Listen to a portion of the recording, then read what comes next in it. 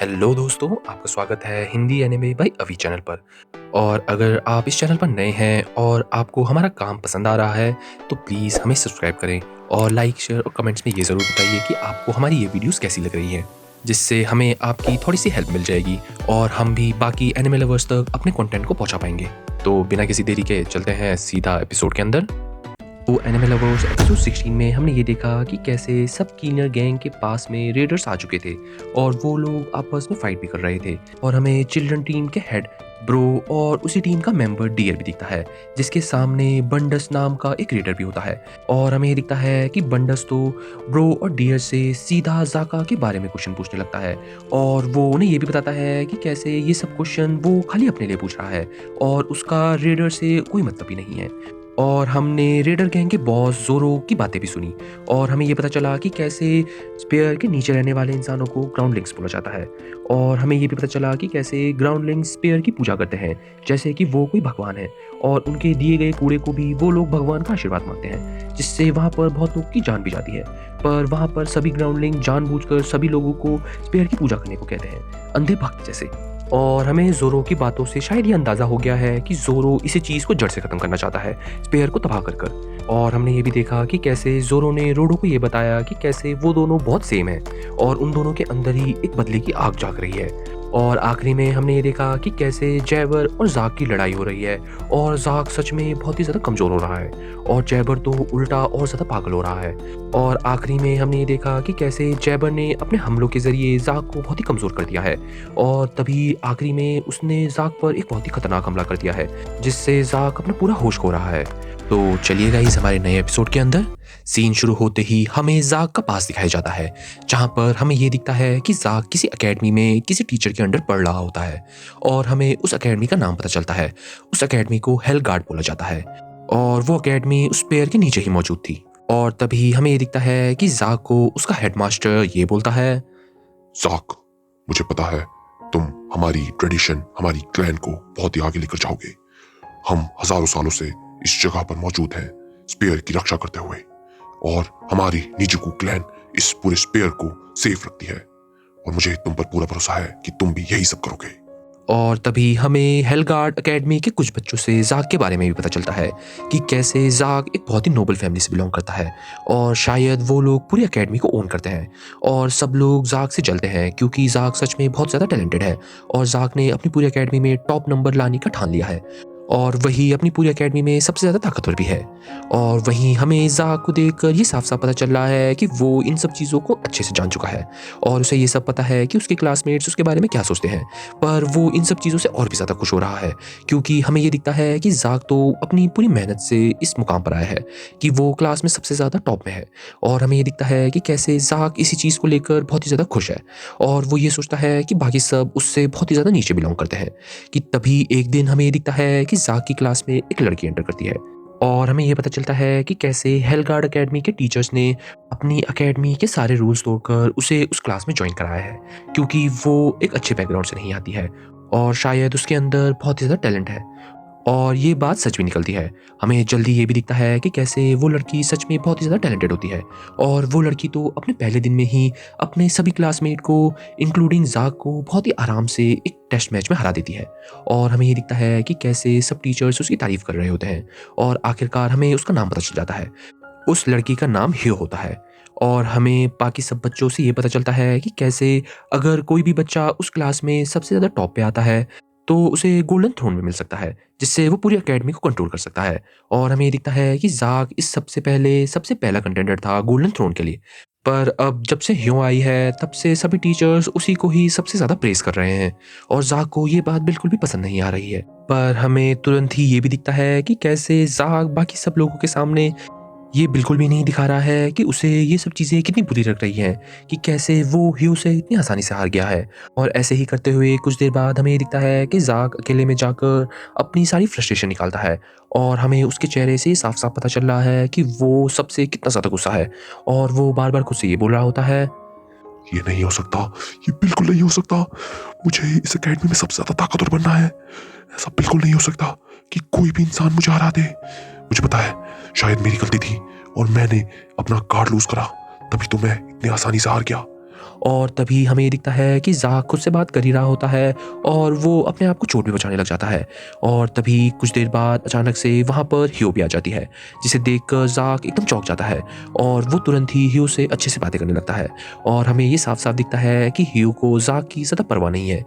पर हमें ये दिखता है कि ज़ाक को तो इस चीज़ की टेंशन होने लगती है कि शायद ह्यू ज़ाक की गई हरकतें बाकी सबको ना बता दे।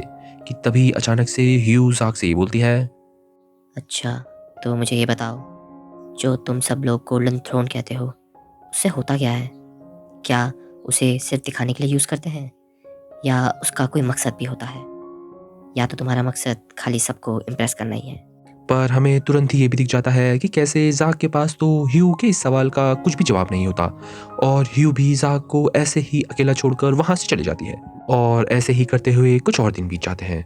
वहीं हमें ज़ाक का पर्सपेक्टिव भी दिखता है, जहाँ पर वो ये दिखता है कि कैसे अब ह्यू के पीछे बाकी पूरी क्लास पड़ चुकी है और वो ये देख रहा है कि कैसे कोई ह्यू जैसा बनना चाहता है, कोई ह्यू की दोस्ती करना चाहता है और कोई ह्यू को क्रिटिसाइज़ कर रहा है, क्योंकि वो अभी उस क्लास में सबसे ज़्यादा ताकतवर है और उसके पास ही अभी वहाँ पर सबसे ज़्यादा पावर है। तो सब लोग उसके हिसाब से ही चल रहे हैं और हमें ये दिखता है कि ज़ाक को ये सब चीज़ें बिल्कुल भी पसंद नहीं आ रही हैं। तभी एक दिन अचानक से हमें ये दिखता है कि ज़ाक लोगों का टीचर उनको एक जगह इकट्ठा कराता है और उनके सामने बहुत सारे हथियार भी रखता है और उन सबसे ये कहता है, बच्चों देखो, ये सब हथियार जो तुम्हारे सामने में है, इनमें से कुछ हथियार तो बहुत ही ज्यादा अच्छे हैं, पर ये याद रखो कि इनमें से कुछ हथियार किसी भी काम के नहीं है और तुम ही लोगों को ये डिसाइड करना है कि हथियार किस जगह पर कैसे काम आ सकते हैं और वो तुम्हारा कितना फायदा कर सकते हैं। एक चीज हमेशा याद रखना, एक असली हेलगार्ड किसी भी हथियार को अपना हथियार बना सकता है और उस हथियार को सबसे ज्यादा ताकतवर भी बना सकता है। तो अब सब तुम पे है, तुम अपना हथियार खुद चुनोगे। और ऐसे ही हमें दिखता है कि ज़ाक की आंखें तो एक सिंपल से हथियार में टिक जाती है, जो वहाँ पर मौजूद सभी हथियारों से बहुत ही अलग होता है। पर उसे देखकर ऐसा नहीं लग रहा होता कि वो एक खतरनाक हथियार है। तभी हमारा सीन शिफ्ट हो जाता है और हमें कुछ देर बाद का सीन दिखता है, जहाँ पर हमें एक नकाबपोश इंसान और उसके साथ एक और लड़की बैठी हुई दिखती है, जो कि एक गड्ढे के नीचे किसी से बात कर रही होती है। कि तभी हमें ये दिखता है कि उस गड्ढे के नीचे तो ज़ाक ही मौजूद है और ज़ाक के पास वही हथियार है जो उसको वहाँ पर पसंद आया था। तभी वो अनजान इंसान ज़ाक से ये बोलता है, एक सेकंड रुको। तुमने तो हमें ये कहा था कि तुम्हारा एग्जाम 3 दिन पहले था, तो तुम क्या कहना चाहते हो कि तुम 3 दिन पहले से यहाँ पर बिना खाना और पानी के मौजूद हो? यार, तुम कर क्यों रहे हो ये सब? क्या तुम सच में मरना चाहते हो? और हमें ये दिखता है कि ज़ाक तो उसकी बातों का जवाब भी नहीं देता। पर हमें ज़ाक से ये पता चलता है कि कैसे वो बहुत ही ज़्यादा उदास है और उसने ये गड्ढा देखा और वो सीधा इस गड्ढे के अंदर कूद गया था और उसे अब ये नहीं पता कि वो वहाँ से बाहर कैसे निकले। और ऐसे ही करते हुए हमें जल्दी ये भी पता चल जाता है कि कैसे वो नकाबपोश इंसान और कोई नहीं इंजन ही है और हमें ये दिखता है कि इंजन तो ज़ाक के सामने बैठकर चीज़ें खाने लगता है और हमें ये दिखता है कि ज़ाक ये सब चीज़ें देखकर बहुत ही ज़्यादा कन्फ्यूज़ होता है। कि तभी इंजन उससे ये बोलता है, ओह, चलो, अब तुम्हें बचना नहीं है तो हम कुछ नहीं कर सकते, पर तुम्हें ये चीज पक्का पता होनी चाहिए, चाहे तुम कुछ भी कर लो, तुम तब तक वहां से बाहर नहीं निकलोगे जब तक तुम खुद ना चाहो। तो तुम्हारी मर्जी है, या तो तुम स्ट्रांग बन सकते हो या तो तुम कमजोर बनकर वहीं पर रह सकते हो। और हमें ये दिखता है कि इंजन की ये सब बातें सुनकर ज़ाक मन ही मन में अपने अपोनेंट हीरो के बारे में सोचने लगता है और वो ज़ाक लोगों को ये बताता है कि कैसे उसने जब ये स्टिक पकड़ी थी उसे ऐसा लग रहा था कि ये स्टिक कोई छुपा हुआ हथियार है, क्योंकि वो स्टिक वहाँ पर मौजूद सभी हथियारों से सबसे अलग थी। तो उसे ऐसा लग रहा था कि शायद ये हथियार एक बहुत ही खतरनाक हथियार हो सकता है, पर उसकी सारी उम्मीदों पर पानी फिर गया था, क्योंकि वो स्टिक तो उन हथियारों का पार्ट था ही नहीं। वो तो एक ऐसी स्टिक थी जो गलती से स्कूल वालों ने उस हथियारों के साथ रख दी थी और किसी को इस चीज़ के बारे में पता भी नहीं चला। पर ऐसे ही जब उसने ह्यू को अपने सामने देखा तो वो एकदम चौंक गया, क्योंकि ह्यू के पास तो एक बहुत ही ज़्यादा नॉर्मल तलवार थी और उस तलवार को देखकर ऐसा लग रहा था कि शायद वो तलवार बहुत पुरानी भी है। पर वो तलवार तो उस पर ऐसी लग रही है कि शायद वही उसका एक बहुत ही पावरफुल वेपन बनने वाली है। कि तभी हमें ये दिखता है कि ज़ाक खुद से ये बोलने लगता है, मैं सबसे बड़ा नालायक था, हूँ और हमेशा रहूंगा। मैंने हमेशा खुद को ऐसा सोचा था कि मैं सबसे अलग हूँ और मैंने इतनी मेहनत करी थी अपनी पावर को और बढ़ाने के लिए, पर हुआ क्या? मैं आज इस गड्ढे में मौजूद हूँ इस बेकार स्टिक के साथ और हीरो के पास सबसे ताकतवर वेपन है। तो मुझे नहीं पता कि मैं क्या करूंगा, पर मुझे ये ज़रूर पता है कि मैं यहाँ से बाहर नहीं निकलने वाला।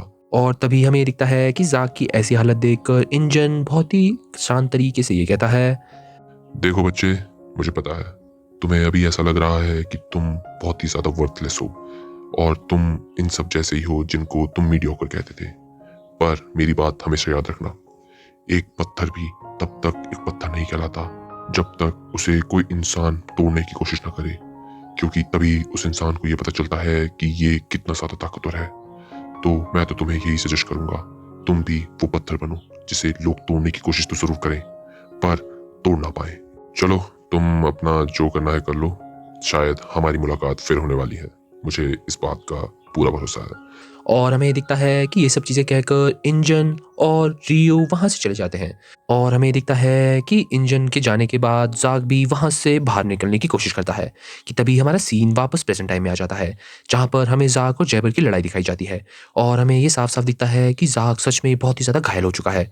और तभी हमें ये दिखता है कि जैबर घायल ज़ाक के सामने ये सब बोलने लगता है, कैसा लग रहा है, कैसा लग रहा है तुम्हें? मुझे पता है तुम्हें बहुत ज्यादा दर्द हो रहा है, पर मुझे तो बहुत मजा आ रहा तुम्हें ऐसे दर्द के मारे कराते हुए देखकर। यार मुझे ये तो बताओ, क्या तुम अब मुझे मार नहीं सकते? यार मुझे तुमसे मार खानी थी, अब तुम ऐसा कर रहे हो। चलो जल्दी से उठने की कोशिश करो। तभी अचानक से हमें दिखता है कि ज़ाक तो बहुत ही पागल तरीके से जैबर के सामने लेटे हुए हंसने लगता है। और जैबर को ये समझ नहीं आ रहा होता कि आखिरकार ज़ाक ऐसा क्यों कर रहा है। पर हमें तो ये दिखता है कि जैबर भी अपने पागलपन की वजह से ज़ाक के सामने उसकी तरह हंसने लगता है। और हमें ये दिखता है कि दोनों ही बहुत ही पागल तरीके से हंसने लगते हैं। वहीं हमारा सीन शिफ्ट हो जाता है और हमें वापस से कीरा दिखाई देती है, जो कि एक अलग ही कमरे में आ चुकी होती है। और उसे ये समझ नहीं आ रहा होता कि वो कहाँ मौजूद है कि तभी अचानक से वो अपने सामने में बहुत ही खतरनाक नज़ारा देखती है। वो ये देखती है कि एक जगह पर बहुत ही सारे हाथ कट के लटके हुए हैं और उन हाथों ने बहुत ही सारे हथियार पकड़े हुए हैं। वहीं हमें दूसरी तरफ ज़ाक दिखता है, जो जैबर के द्वारा एक अलग ही जगह पर घसीटा जा रहा होता है और जैबर उसे एक जगह पर ले जाने की बातें करता है और हमारा एपिसोड ही खत्म हो जाता है। तो चलिएगा इस समरी की तरफ। तो एनिमे लवर्स, एपिसोड 17 में हमने ये देखा कि कैसे ज़ाक एक अकेडमी से बिलोंग करता था, जो कि नीचिको क्लैन द्वारा चलाई जाती थी। और हमें ये दिखता है कि ज़ाक उस अकेडमी में सबसे ज़्यादा टॉप का बच्चा था।